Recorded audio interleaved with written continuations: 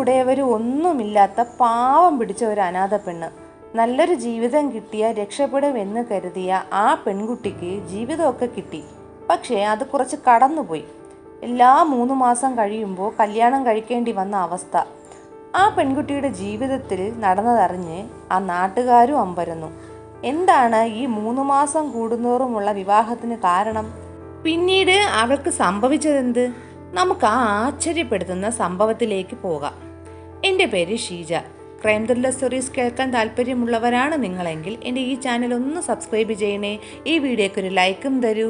Welcome back to Sheeja's creations. ഭാസ്കറിന് വയസ്സ് 35ആയി. ഇതുവരെ കല്യാണം ആയിട്ടില്ല. അച്ഛനും അമ്മയും ബന്ധുക്കളും ഒക്കെ തകൃതിയിൽ പെണ്ണന്വേഷിക്കുന്നുണ്ട്. പക്ഷെ ഒന്നും ശരിയാകുന്നില്ല. അതിന് കാരണമുണ്ട്. ഈ ഭാസ്കറിൻ്റെ ജാതകത്തിൽ ചെറിയ ദോഷമുണ്ട്. അപ്പോൾ ആ ദോഷവുമായി യോജിക്കുന്ന ജാതകക്കാരിയെ വേണം കെട്ടാൻ. തമിഴ്നാട്ടിലെ തിരുപ്പൂരിലെ താരാപുരത്താണ് ഭാസ്കറും അച്ഛനും അമ്മയും താമസിക്കുന്നത്. അവിടെ അടുത്തുള്ള ഒരു ബേക്കറിയിലെ മാനേജരാണ് ഭാസ്കർ. കല്യാണം ഒന്നും ആവാത്തത് കൊണ്ട് ഭാസ്കർ അങ്ങനെ അടുത്ത് പിന്മാറാൻ തയ്യാറല്ലായിരുന്നു. അയാൾ എന്നും പത്രത്തിൽ തനിക്ക് പറ്റിയ വല്ല പ്രപ്പോസലും ഉണ്ടോ എന്ന് അരിച്ചു പറക്കും. അങ്ങനെ നോക്കുന്ന കൂട്ടത്തിൽ ദാ കിടക്കുന്ന ഒരു പരസ്യം. അതിലൊരു ഫോട്ടോ കൊടുത്തിട്ടുണ്ട്. പേര് സന്ധ്യ. അതിൻ്റെ താഴെയായിട്ട് ഒരു ചെറിയ അടിക്കുറിപ്പും ഉണ്ട്. എനിക്ക് അച്ഛനും അമ്മയും ആരുമില്ല. വിവാഹം കഴിക്കാൻ താല്പര്യമുണ്ട്. താല്പര്യമുള്ളവർ ഈ നമ്പറിൽ ബന്ധപ്പെടുകയോ മെസ്സേജ് അയക്കുകയോ ചെയ്യുക എന്നും പറഞ്ഞ് ഒരു ഫോൺ നമ്പരും വച്ചിട്ടുണ്ട്. ഫോട്ടോ കണ്ടപ്പോൾ തന്നെ ഭാസ്കറിന് സന്ധ്യയെ നല്ല ഇഷ്ടപ്പെട്ടു. അയാൾ അപ്പോൾ തന്നെ ആ നമ്പറിൽ മെസ്സേജ് അയച്ചു, എനിക്ക് താല്പര്യമുണ്ട് എന്ന്. മറുപടി കിട്ടാത്തത് കൊണ്ട് ഭാസ്കർ സന്ധ്യയെ കോൾ ചെയ്തു. പക്ഷെ ആ കുട്ടി കോൾ എടുത്തില്ല. നിരാശയോടെ ഫോൺ വച്ച ഭാസ്കറിനെ പിറ്റേ ദിവസം തന്നെ സന്ധ്യ തിരിച്ചു വിളിക്കുകയാണ്. എന്നിട്ട് അയാളോട് പറഞ്ഞു, എനിക്ക് നിങ്ങളെ നേരിട്ട് കാണണം, അതിനുശേഷം നമുക്ക് തീരുമാനിക്കാം. അങ്ങനെ ഇവർ രണ്ടുപേരും ഒരു ഹോട്ടലിൽ വെച്ച് നേരിട്ട് കാണാമെന്ന് തീരുമാനിക്കുന്നു. നേരിട്ട് കണ്ട് പരസ്പരം സംസാരിച്ചു. ഒരുപാട് ഇവർ സംസാരിക്കുകയാണ്. അവസാനം പിരിയുന്നതിന് മുൻപ് ഒരു കാര്യം സന്ധ്യ ഭാസ്കറിനോട് പറഞ്ഞിരുന്നു. ഞാനും എൻ്റെ അച്ഛനും അമ്മയും എൻ്റെ കുട്ടിക്കാലത്താണ് ഈ നാട്ടിൽ താമസിക്കാൻ വന്നത്. പക്ഷേ ഒരു ആക്സിഡൻറ്റിൽ എനിക്കവരെ നഷ്ടപ്പെട്ടു. ഇപ്പോൾ എൻ്റെ കല്യാണം നടത്തി തരാനോ ഒന്നിനും എനിക്ക് ആരുമില്ല. എൻ്റെ സൈഡിൽ നിന്നും മണ്ഡപത്തിൽ വരാൻ പോലും ആരുമില്ല. ഇത് കേട്ട ഭാസ്കർ വീട്ടിൽ ചെന്ന് അയാളുടെ വീട്ടുകാരോട് ഇത് അറിയിച്ചു. അവർക്കൊക്കെ വല്ലാത്ത സഹതാപം തോന്നി ആ കുട്ടിയോട്. അതിലുപരി സ്നേഹവും കൂടി. പാവം കുട്ടി, ആരുമില്ലാത്ത അവൾക്ക് നമ്മളാണ് എല്ലാം എന്നും പറഞ്ഞ് കല്യാണത്തിന് ധരിക്കാനുള്ള വസ്ത്രങ്ങളും ആഭരണങ്ങളും എല്ലാം ഭാസ്കറും വീട്ടുകാരും വാങ്ങിക്കൊടുക്കുകയാണ് ചെയ്തത്. അങ്ങനെ ഇവരുടെ കല്യാണ ദിവസം എത്തി. സന്ധ്യ പറഞ്ഞതുപോലെ സന്ധ്യ മാത്രമാണ് സന്ധ്യയുടെ ഭാഗത്തു നിന്നും ഉള്ളത്. ഒരു സുഹൃത്ത് പോലും അവരുടെ സൈഡിൽ നിന്നും ഇല്ലായിരുന്നു. കല്യാണമൊക്കെ കഴിഞ്ഞ് സന്ധ്യ ഭാസ്കറിനോട് ഹണിമൂണിന് ഊട്ടിയിൽ പോയാലോ എന്ന് ചോദിക്കുന്നു. ഭാസ്കറും സമ്മതിച്ചു. അങ്ങനെ ഇവർ 2 ആഴ്ചത്തേക്ക് ഹണിമൂണിന് ഊട്ടിയിലേക്ക് പോയി. അവിടെ പോയി അടിച്ചു പൊളിച്ച് നാട്ടിൽ വന്ന ശേഷം 1 മാസത്തെ ലീവും കഴിഞ്ഞ് ഭാസ്കർ ബേക്കറിയിലേക്ക് ജോലിക്കും കയറി. സന്ധ്യയാണെങ്കിൽ വീട്ടിലെ എല്ലാ കാര്യങ്ങളും നോക്കി നല്ലൊരു മരുമകളും ഭാര്യയുമായി കഴിഞ്ഞു പോന്നു. ഏകദേശം 2 മാസം കഴിഞ്ഞപ്പോൾ സന്ധ്യയുടെ സ്വഭാവത്തിൽ നല്ല മാറ്റം വരാൻ തുടങ്ങി. എപ്പോഴും അവൾ ഫോണിൽ സംസാരിക്കുന്നത് കാണാം. ആരോടും ഒന്നും പറയാതെ പുറത്തോട്ട് പോകും. മണിക്കൂറുകൾ കഴിയുമ്പോഴാണ് തിരിച്ചു വരുന്നതും. തോന്നും പോലത്തെ വരവും പോക്കും ഒരു ദിവസം ഭാസ്കർ ചോദ്യം ചെയ്തു. അതിന് സന്ധ്യ പറഞ്ഞ മറുപടി, എനിക്ക് പല കാര്യങ്ങൾക്കും പുറത്തു പോകേണ്ടി വരും. എപ്പോഴും നിങ്ങളോട് ഇതൊന്നും പറയാനൊന്നും പറ്റില്ല. ഇത് കേട്ടതും ഭാസ്കർ ഷോക്കേറ്റതുപോലെയായി. ഇങ്ങനൊന്നും അല്ലായിരുന്നു സന്ധ്യ. പോകെ ഈ ഒരു സ്വഭാവ മാറ്റം ഭാസ്കറിനും അച്ഛനും അമ്മയ്ക്കും സന്ധ്യയിൽ സംശയമുളവാക്കി. ഒരു ദിവസം പുറത്തേക്ക് പോയിരിക്കുകയായിരുന്നു സന്ധ്യ. ആ സമയം നോക്കി ഭാസ്കർ സന്ധ്യ കല്യാണം കഴിഞ്ഞ് കൊണ്ടുവന്നപ്പോഴുള്ള ബാഗും പെട്ടിയുമൊക്കെ പരിശോധിക്കാൻ തീരുമാനിച്ചു. അങ്ങനെ പരിശോധിച്ച സമയത്ത് ബാഗിനുള്ളിൽ ഒരു ചെറിയ ബോക്സ് കണ്ടു. ആ ബോക്സ് തുറന്ന് നോക്കിയപ്പോൾ അതിൽ സന്ധ്യയുടെ ആധാറാണ്.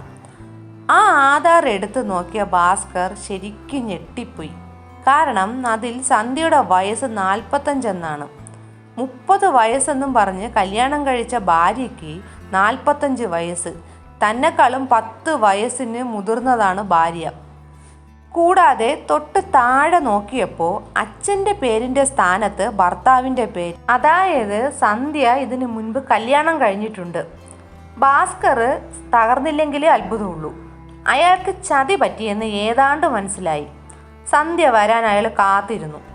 പുറത്തുപോയി വന്ന സന്ധ്യയോട് ആധാർ കാണിച്ചിട്ട് ഭാസ്കർ ചോദിച്ചു, നീ ഇതിനു മുമ്പ് കല്യാണം കഴിച്ചിട്ടുണ്ടോ? നിനക്ക് 45 വയസ്സാണോ? ഇത് കേട്ട അവൾ പറഞ്ഞത്, നിനക്ക് സൗകര്യം ഉണ്ടെങ്കിൽ എൻ്റെ കൂടെ നീ ജീവിച്ചാൽ മതി, ഇല്ലെങ്കിൽ കളഞ്ഞിട്ട് പൊയ്ക്കോ. ഇതോടെ സന്ധ്യ ഒരു ക്രിമിനലാണെന്ന് അയാൾക്ക് മനസ്സിലായി. പിന്നീട് ഭാസ്കർ ചെയ്തത് നേരെ അടുത്തുള്ള പോലീസ് സ്റ്റേഷനിൽ പോവുകയാണ്. സന്ധ്യയുമായിട്ടുള്ള കല്യാണവും തുടർന്നുള്ള സ്വഭാവവും സംശയങ്ങളും എല്ലാം അയാൾ പോലീസിനോട് പറഞ്ഞു. ശരിക്കും പോലീസ് വരെ അമ്പരന്നു. അവർ നേരെ സന്ധ്യയെ അറസ്റ്റ് ചെയ്ത് ചോദ്യം ചെയ്യാൻ തുടങ്ങി. ഒന്നിനും മറുപടിയില്ലാതെ സന്ധ്യ ഇരുന്നു. ഒടുവിൽ അവർ കാര്യങ്ങൾ വെളിപ്പെടുത്താൻ തുടങ്ങി. ഇനി നമുക്ക് ഈ സന്ധ്യയെപ്പറ്റി പറയാം.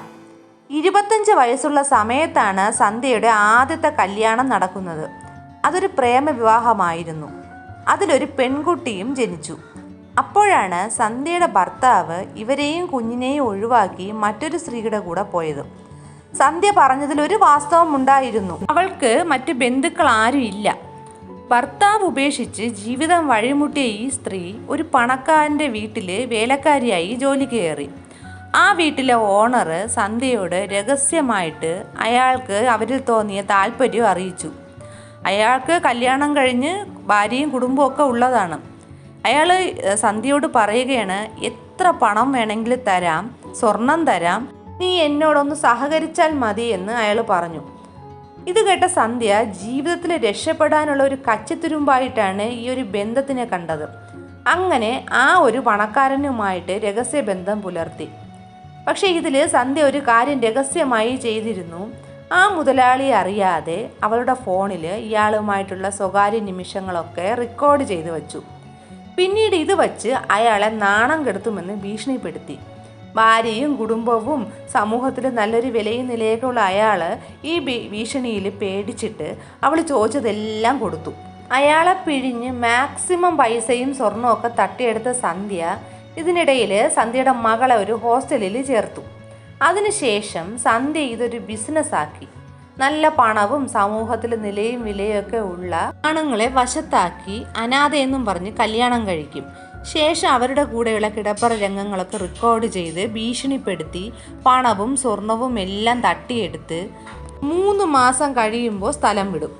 അങ്ങനെ ഇവൾ 3 മാസം കൂടുന്തോറും ഓരോ നാട്ടിലും പോയി കല്യാണം കഴിച്ച് സുഖമായി ജീവിച്ചു. ഇത് തുടർന്നുകൊണ്ടേയിരുന്നു.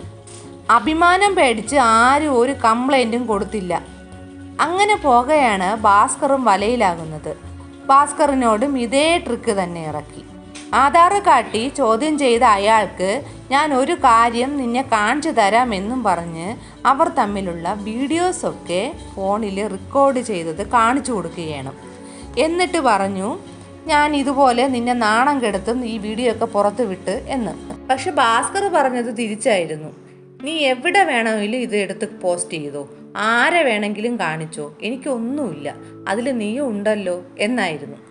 ഭാസ്കറിൻ്റെ പരാതിയിൽ അന്വേഷണം നടത്തിയ പോലീസിന് ഞെട്ടിക്കുന്ന വിവരങ്ങളാണ് പിന്നീട് സന്ധ്യയെപ്പറ്റി കിട്ടുന്നത്.